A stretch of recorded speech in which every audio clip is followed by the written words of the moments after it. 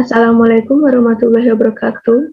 Kami dari kelompok 6A akan mempresentasikan hasil praktikum pemisahan tanggal 20 April 2022. Nama anggota kelompok kami yang pertama yaitu Nurin Yulinafi'a dengan NIM 4311421026 dan saya Sabrina Azizatusya dengan NIM 4311421040. Dalam materi pemisahan terdapat dua submateri yaitu kromatografi lapis tipis, terdiri dari KLT kunyit dan KLT tinta. Yang kedua rekristalisasi, terdapat rekristalisasi garam dan rekristalisasi naftalena. Materi pertama yaitu kromatografi lapis tipis akan dijelaskan oleh teman saya, Nurin. Baik, terima kasih. Di sini saya akan menjelaskan mengenai praktikum kromatografi lapis tipis.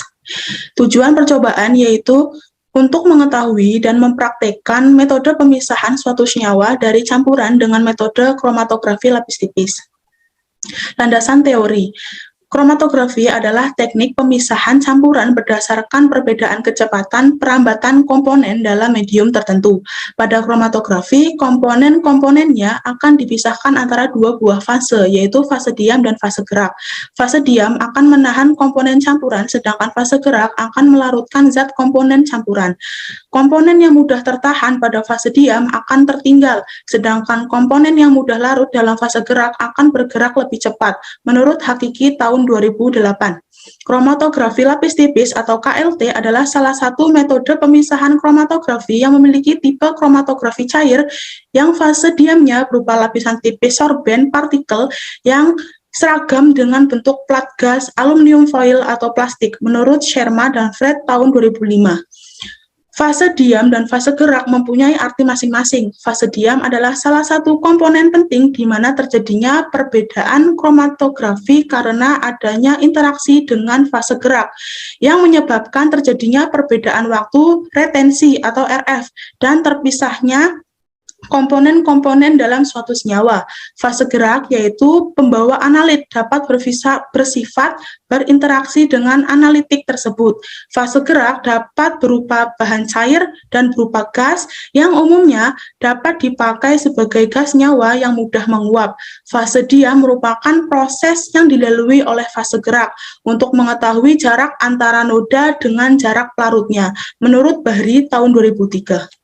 KLT merupakan kromatografi adsorpsi yang memiliki kelebihan dibandingkan kromatografi kertas adalah keserbagunaan, kecepatan, dan kepekaannya. Menurut Baraja tahun 2008, KLT dilakukan dengan menggunakan sepotong kaca, logam, atau plastik kaku yang dilapisi lapisan tipis silika gel atau alumina. Dalam prosedur dasar KLT, larutan sampel diaplikasikan ke dalam plat dan plat dikembangkan dengan memasukkannya ke dalam bejana tertutup dan bagian dasar dari bejana diisi dengan fase geraknya atau eluen yang biasanya terdiri dari campuran beberapa pelarut. Bila fase gerak telah mencapai batas yang ditentukan, plat diangkat dan dikeringkan di udara terbuka. Noda warna yang terbentuk diamati dengan sinar UV, kemudian dihitung RF-nya. Rumus dari RF yaitu RF sama dengan jarak yang ditempuh zat dibagi dengan jarak yang ditempuh oleh pelarut, di mana RF adalah nilai dari jarak relatif pada pelarut atau didefinisikan sebagai besarnya hasil bagi antara jarak tempuh komponen sampel dengan jarak tempuh pelarut dari tanda batas bawah hingga batas atas. Harga RF yang diperoleh pada KLT tidaklah tetap. Pada praktikum KLT ini digunakan dua bahan, yaitu ada empuk kunyit dan tinta spidol. Empuk kunyit memiliki kandungan kurkuminoid, di mana senyawa ini sangat bermanfaat bagi kehidupan manusia. Senyawa ini bersifat polar, sehingga membutuhkan pelarut polar untuk pemisahannya. Selanjutnya ada tinta spidol, dapat didefinisikan sebagai sistem koloid partikel pigmen terdispersi dalam pelarut, menurut PO et al. Tahun 2018. Karakteristik sebuah tinta dapat diamati pada viskositas, tegangan, non-volatil kompon atau NV, retardation factor atau RF, serta volatil organic compound atau VOC. Menurut Nur tahun 2014 menjelaskan bahwa meskipun tingkat kepolaran masing-masing tinta berbeda, tetapi sebagian besar tinta spidol bersifat polar.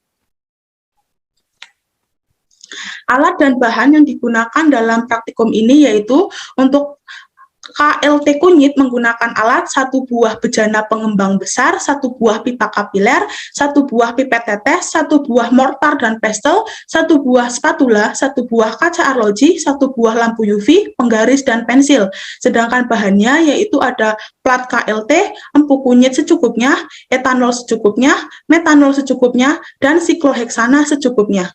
Sedangkan pada KLT tinta, alat yang digunakan yaitu 1 buah pipet tetes, 1 buah penjepit kertas, tali, 1 buah bejana, 3 buah botol sampel 5 ml, 1 buah lampu UV, sarung tangan, tisu secukupnya, pensil dan penggaris, dan bahan yang digunakan yaitu ada 6 buah spidol berbeda warna, plat silika gel, pelarut glasial ditambah dengan air, pelarut sikloheksana, pelarut sikloheksana ditambah metanol dan metanol.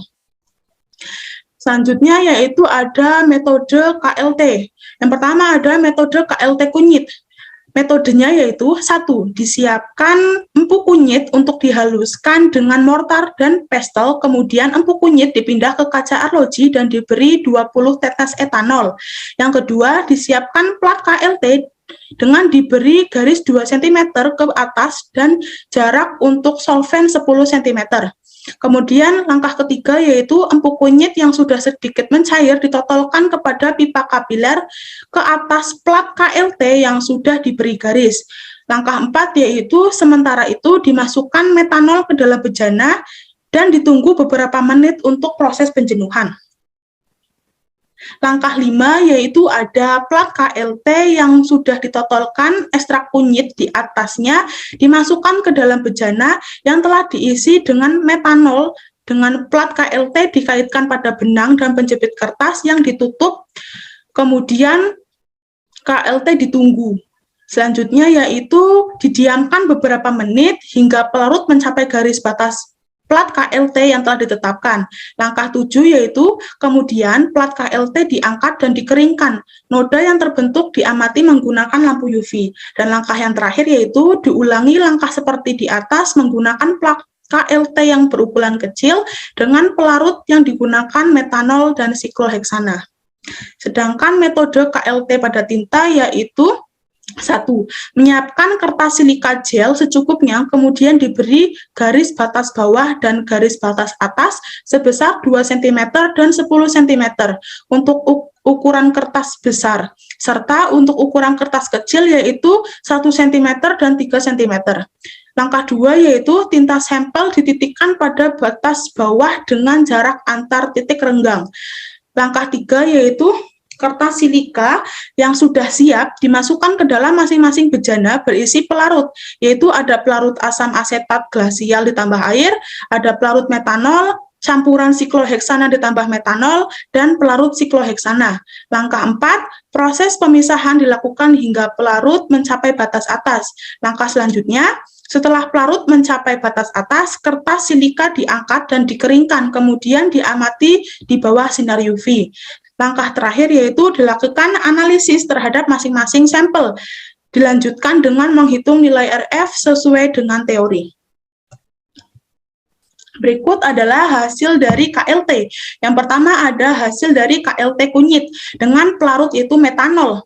Namanya yaitu ada 5 nama senyawa, yaitu ada Nidaul, Aprilia, Amelia, Aisyah, dan Sonya. Dengan menggunakan senyawa yang sama yaitu kunyit, jarak solvent pun sama yaitu 10 cm. Didapatkan hasil sampel Nidaul memiliki warna kuning dan jingga dengan jarak kunyit kuning sama dengan 1,3 cm, jingga 6 cm. Nilai RF-nya untuk kuning 0,13 cm, sedangkan RF jingga 0,6 cm. Kemudian sampel Aprilia dengan warna jingga memiliki jarak kunyit 5,9 cm, RF-nya 0,59 cm. Untuk sampel Amelia memiliki warna 2, yaitu ada kuning dengan jarak 2,4 cm sehingga RF-nya 0,24 cm. Kemudian warna jingga dengan jarak kunyit 6,7 cm, RF-nya 0,67 cm. Begitu pula dengan sampel Aisyah dan Sonya, jarak kunyitnya itu masing-masing tertera pada tabel. Berikut adalah perhitungan RF-nya. Seperti yang telah saya jelaskan tadi, contohnya yaitu pada sampel Nidaul, pada RF kuning. Cara menghitungnya yaitu jarak kunyit dibagi dengan jarak solven. Diketahui pada RF kuning didapatkan jarak kunyitnya itu 1,3 cm, maka di 1,3 cm dibagi 10 menghasilkan 0,13 cm. Begitupun untuk sampel Nidaul, Amelia, Aprilia, Aisyah, dan Sonya. Perhitungannya sama.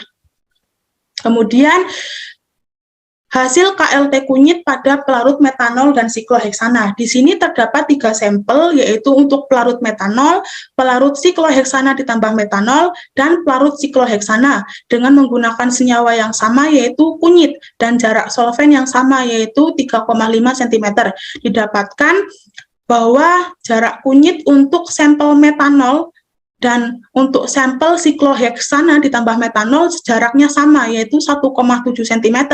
Karena jarak kunyitnya sama, maka hasil RF-nya pun sama, yaitu 0,48 cm. Berikut adalah cara perhitungannya.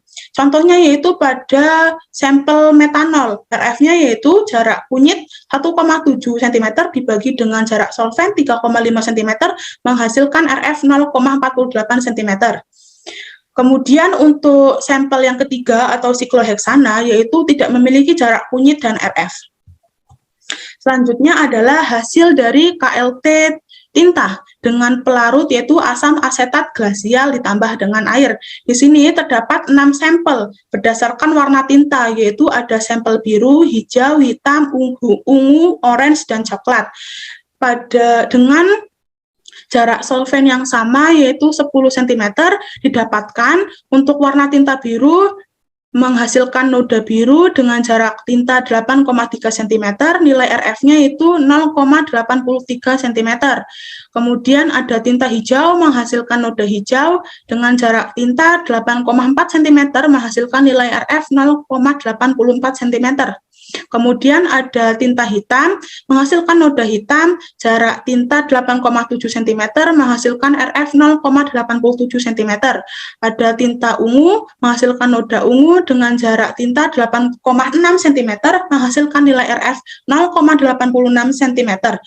Sedangkan pada warna tinta orange menghasilkan 3 noda, yaitu ada noda merah muda dengan jarak tinta 88,6 cm menghasilkan nilai RF 0,86, kemudian noda kuning menghasilkan jarak tinta 8,4 cm, kemudian nilai RF-nya 0,84, dan ada noda di bawah sinar UV, yaitu dengan jarak tinta 8,6 menghasilkan nilai RF 0,86.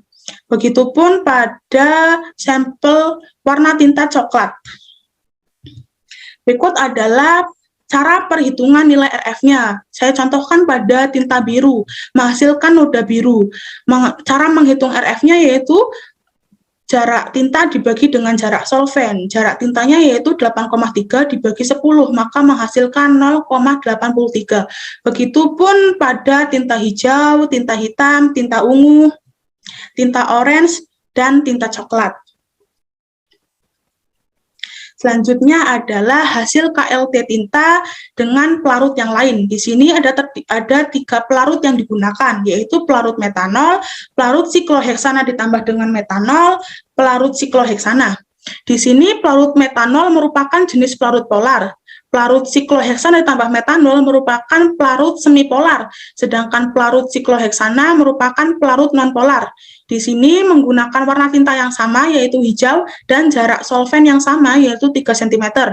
Pada pelarut metanol dengan warna hijau didapatkan 3 buah noda yaitu noda hijau, biru, kuning dengan jarak tinta masing-masing 2,9, 2,5, 3 cm, sehingga RF-nya pun masing-masing yaitu 0,97 cm, 0,83 cm, dan 1 cm. Begitupun pada pelarut-pelarut yang lain, yaitu pada pelarut sikloheksana dan ditambah metanol dan pelarut sikloheksana saja.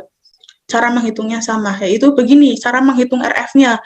Contohnya pada pelarut sikloheksana ditambah dengan metanol, yaitu pada tinta hijau, menghasilkan noda hijau. Cara menghitung RF-nya yaitu jarak tinta, diketahui jarak tintanya 2,8 cm dibagi dengan jarak solvent, itu 3 cm, menghasilkan 0,93 cm. Sama dengan berikutnya, maka perhitungannya sama. Selanjutnya adalah pembahasan. Pertama adalah pembahasan KLT kunyit. Pada percobaan yang telah dilakukan mengenai KLT dengan menggunakan sampel empu kunyit digunakan untuk mengisolasi komponen yang terdapat di dalamnya.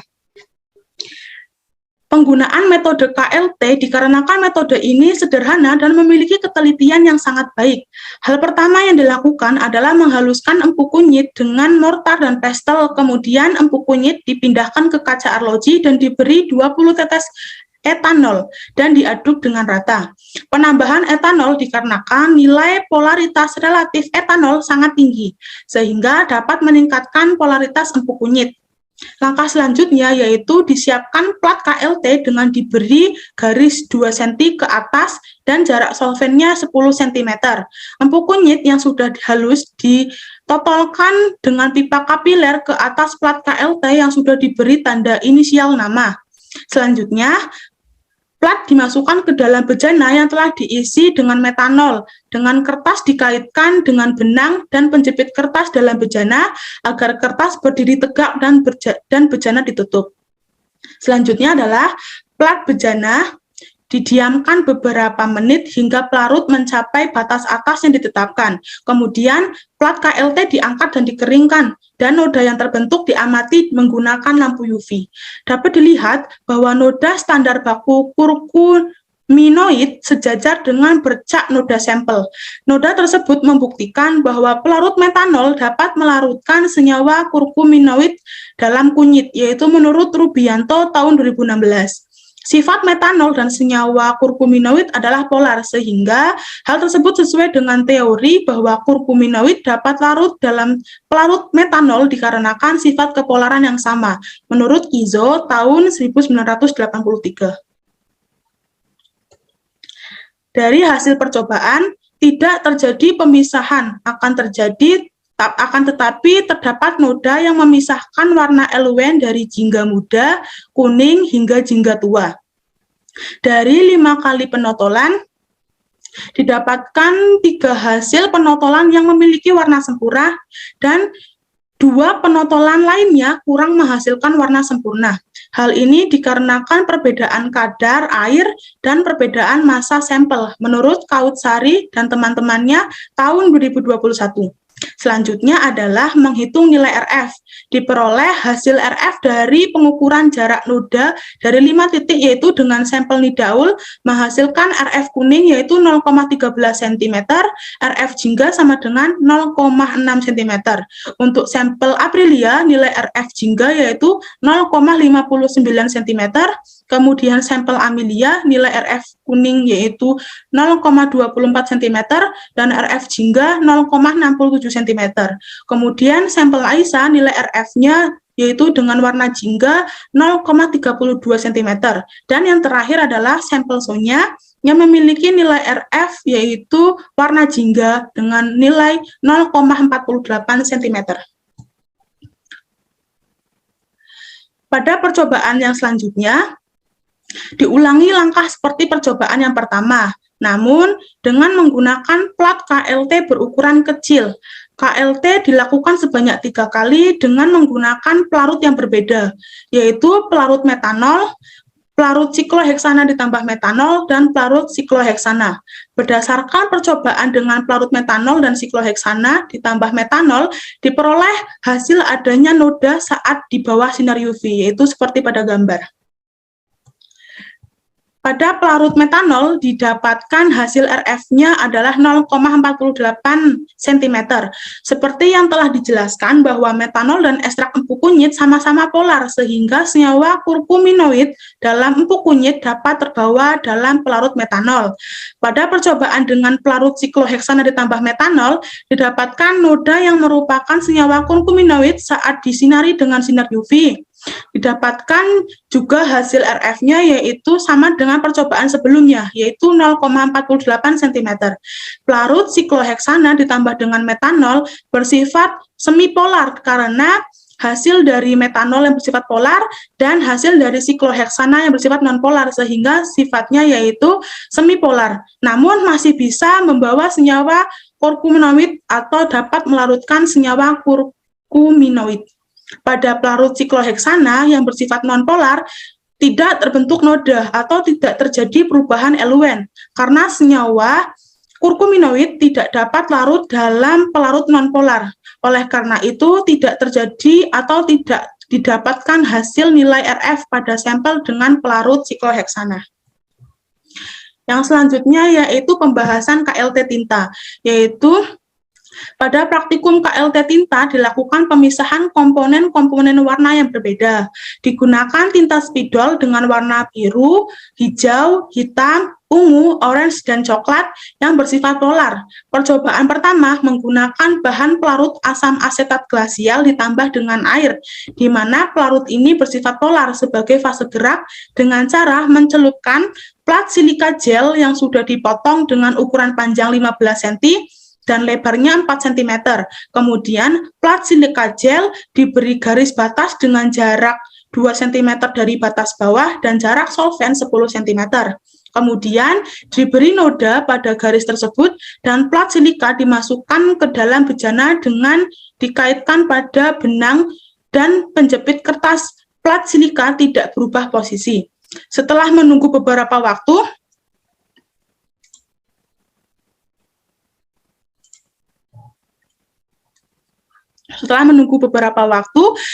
hingga pelarut merembes naik hingga sampai batas atas yang telah ditentukan. Kemudian diambil, dikeringkan, kemudian disinari dengan sinar UV dan terdapat bercak noda yang terlihat.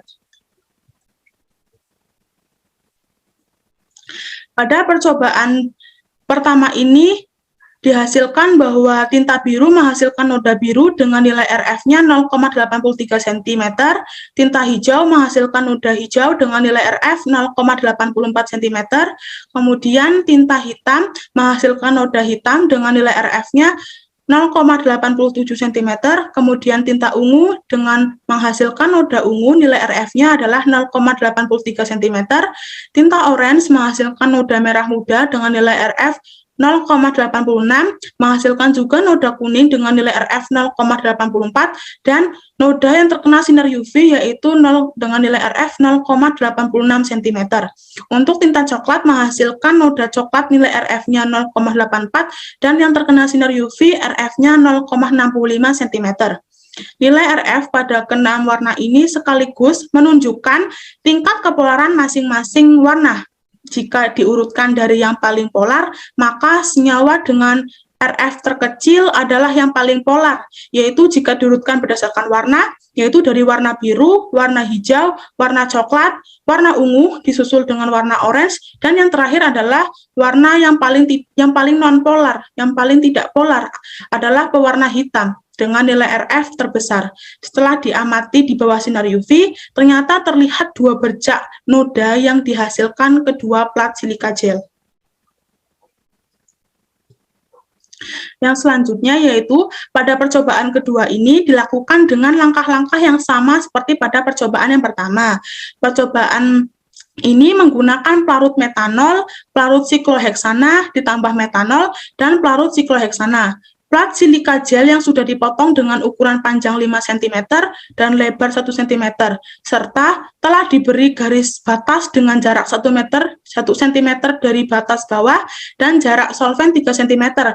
Didapatkan hasil percobaan sebagai pada gambar berikut.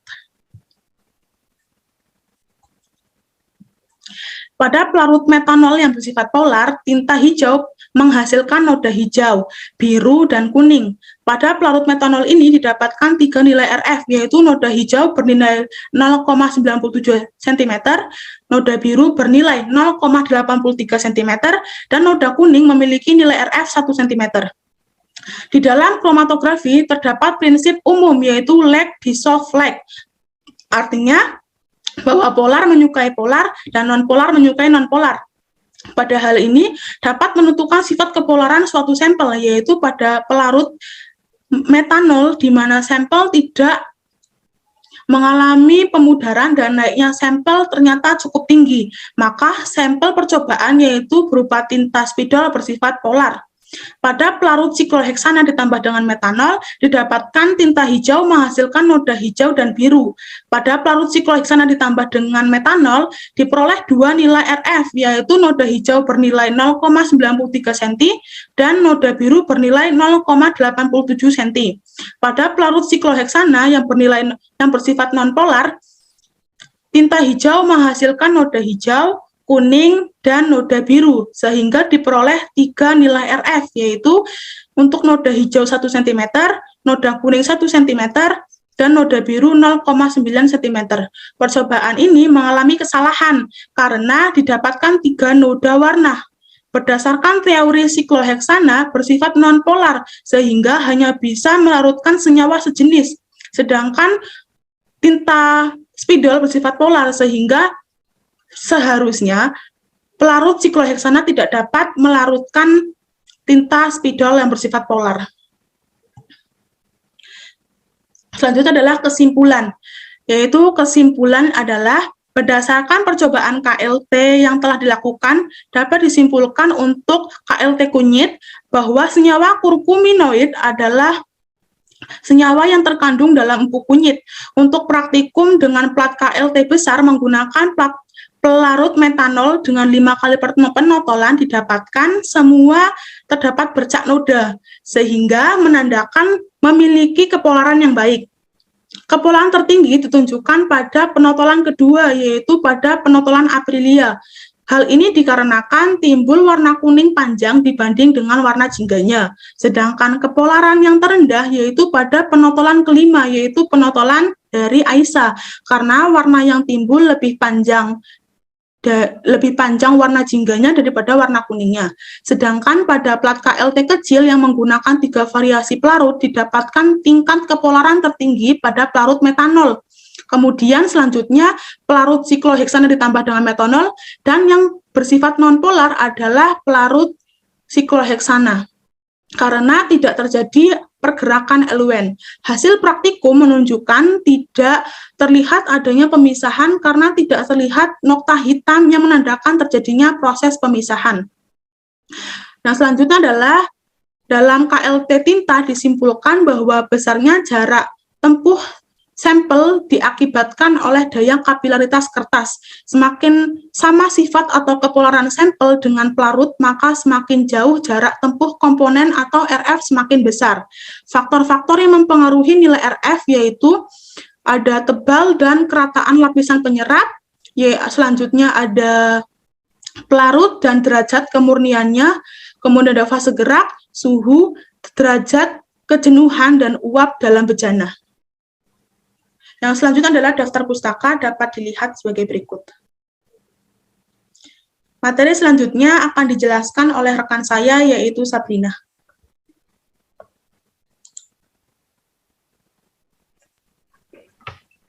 Rekristalisasi.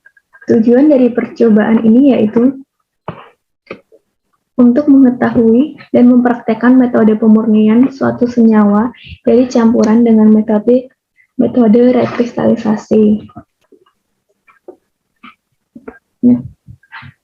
Landasan teori. Kristal yang tidak murni biasanya dimurnikan dengan rekristalisasi menggunakan pelarut yang cocok. Rekristalisasi adalah metode untuk pemurnian senyawa padatan yang dihasilkan dari reaksi-reaksi organik. Rekristalisasi merupakan perubahan struktur kristal akibat pemanasan pada suhu kritis. Rekristalisasi memiliki prinsip perbedaan kelarutan zat pengotornya akibat pelepasan pelarut dari zat terlarutnya. Rekristalisasi dilakukan dengan melarutkan sampel ke dalam pelarut yang sesuai, kemudian dikristalkan kembali dengan dipanaskan, kemudian didinginkan. Menurut Arshad 2001. Rekristalisasi adalah teknik pemurnian suatu zat padat campuran atau pengotornya yang dilakukan dengan cara mengkristalkan kembali zat tersebut setelah dilarutkan dengan pelarut yang sesuai. Prinsip dasar dan proses rekristalisasi adalah perbedaan pelarutan antara zat yang akan dimurnikan dengan zat pengotornya, karena konsentrasi total pengotor biasanya lebih kecil dari konsentrasi zat yang dimurnikan.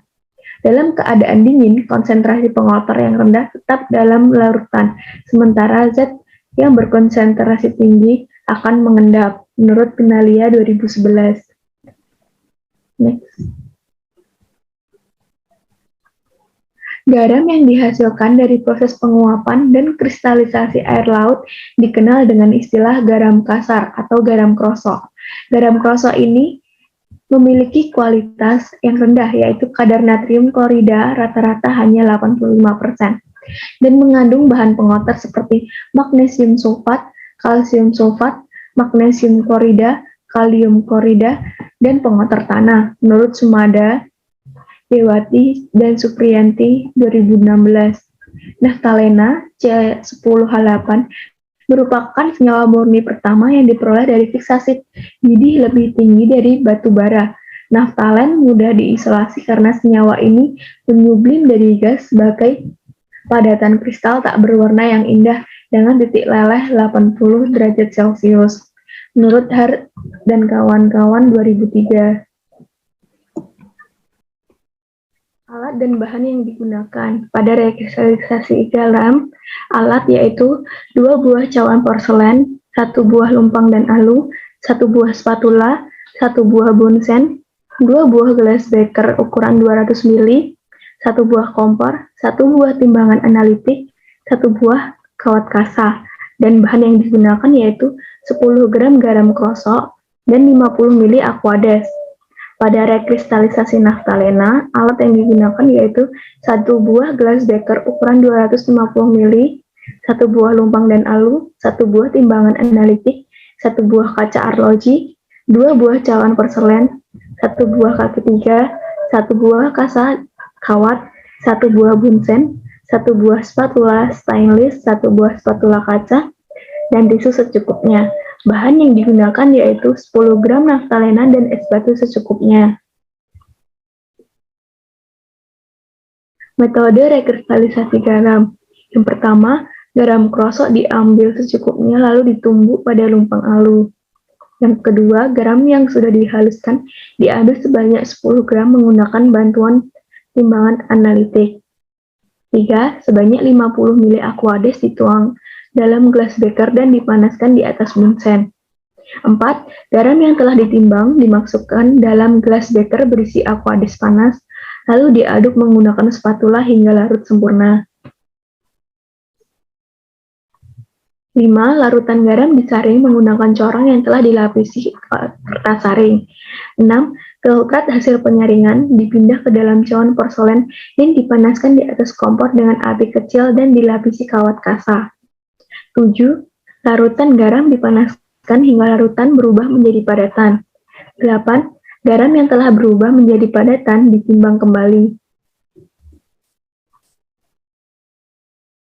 Lalu metode rekristalisasi naftalena.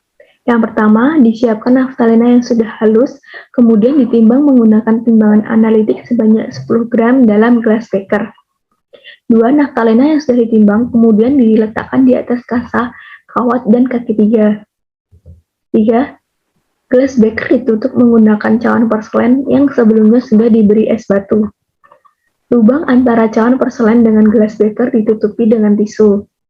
4. Gelas beker yang sudah terisi naftalena kemudian dipanaskan di atas kawat kasa dengan bunsen. Yang kelima, diamati dan ditulis perubahan warna yang terjadi sampai naftalena habis menjadi kristal. 6. Kristal naftalena yang menempel di dinding cawan porselen dan di gelas beker diambil, kemudian ditimbang dan dicatat perubahan massa yang terbentuk. Nah, hasil dari rekristalisi garam.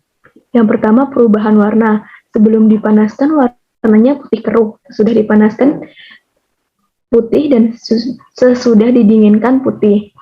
Lalu perubahan massa sebelum dipanaskan, yaitu 10,0003 gram, sesudah dipanaskan dan sesudah didinginkan sama, yaitu 8,8187 gram. Lalu tekstur sebelum dipanaskan kasar, sesudah dipanaskan dan sesudah didinginkan teksturnya menjadi halus. Lalu perhitungan rendemen, yaitu massa kristal sesudah dibagi massa kristal sebelum dikali 100%. Massa kristal sesudah yaitu 8,8187 gram dibagi massa kristal sebelum 10,0003 gram dikali 100%. Didapat hasil 88,18%.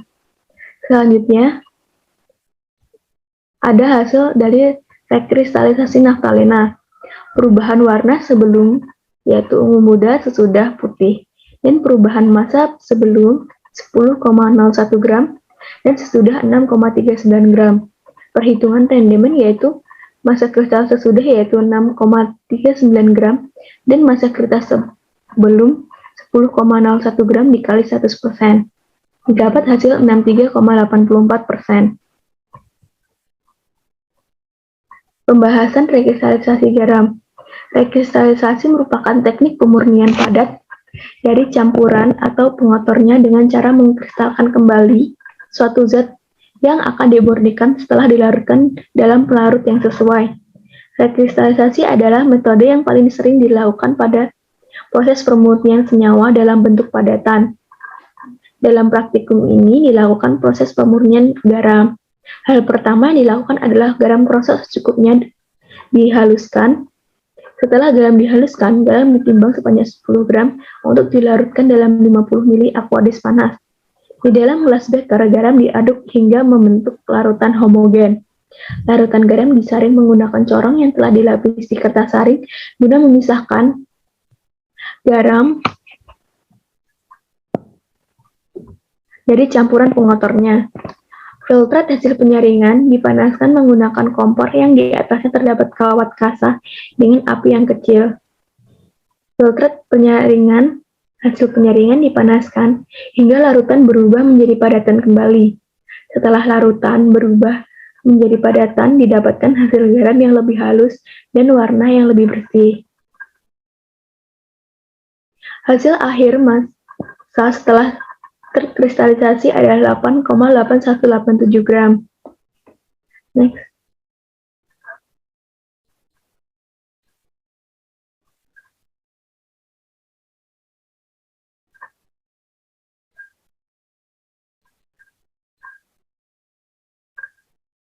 Hasil akhir massa setelah rekristalisasi adalah 8,817 gram. Massa ini didapatkan dari massa gram dengan porselen seberat 88,711 gram dan massa porselen kosong 79,893 gram.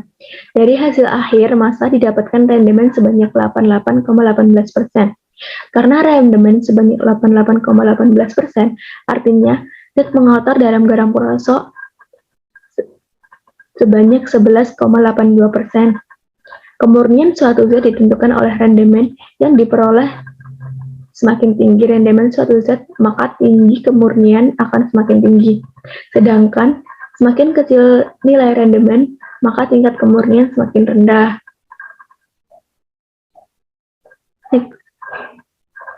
Pembahasan rekristalisasi naftalena. Langkah pertama yaitu naftalena dihaluskan dan ditimbang 10 gram. Naftalena yang sudah dihaluskan ditimbang dan diletakkan di atas kaca kaki 3 dan diletakkan cawan porselen di atas gelas beker, serta tisu diletakkan pada bagian yang memungkinkan uap keluar dari gelas beker. Gelas beker yang sudah terisi naftalena tadi dipanaskan di atas kawat kaca dengan bunsen. Kristal yang terbentuk dikumpulkan dan ditimbang. Didapat hasil 6,39 gram. Nah, pada percobaan diperoleh berat naftalena murni yaitu 6,39 gram, yang berat sebelumnya adalah 10,01 gram. Berdasar hasil perhitungan rendemen diperoleh 63,84%. Nilai rendemen tidak akurat karena kurang mendekati 100%. Penyebab nilai persen rendemen kurang mendekati 100% diantaranya adalah adanya celah antara calon porselin dan gelas beker yang memungkinkan keluarnya uap, dan naftalena di dalam gelas beker tercecer, tidak terpusat di tengah, dan kristal yang terbentuk tidak semua terambil oleh spatula karena pada saat pengambilan, es batu dalam cawan porselen mencair. Next. Kesimpulan rekristalisasi. Pemisahan dan pemurnian suatu senyawa dapat dilakukan melalui proses rekristalisasi. Pemurnian secara rekristalisasi yaitu teknik di mana suatu zat padat campuran atau pengotornya yang dilakukan dengan cara mengkristalkan kembali zat tersebut setelah dilarutkan dengan pelarut yang sesuai. Dari hasil percobaan rekristalisasi garam, diperoleh massa kristal 8,8187 gram dan perhitungan rendemen sebesar 88,18%. Sedangkan percobaan rekristalisasi naftalena diperoleh massa kristal murni sebesar 6,39 gram dan perhitungan rendemen sebesar 63,84%. Terdapat daftar pusaka, yaitu sebagai berikut. Sekian penjelasan dari kelompok kami. Bila ada kesalahan, mohon maaf. Wassalamualaikum warahmatullahi wabarakatuh.